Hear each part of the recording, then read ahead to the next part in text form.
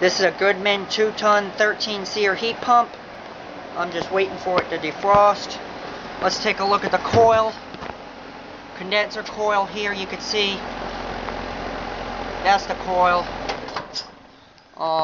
And we did not get a defrost. So, here's the coil, you see.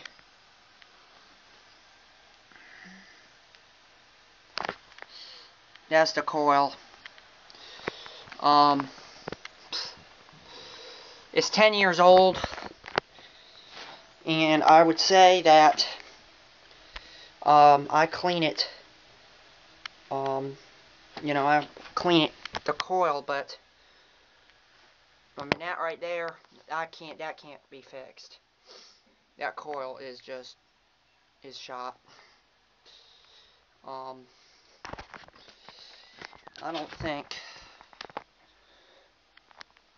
don't know, that's in rough shape. I think this unit's due for a change out. Please tell me in the comments below what you think. Because right now, just looking at this unit, this is at 10 years old. So, I mean, you look at that coil, that can't be, I clean it, but the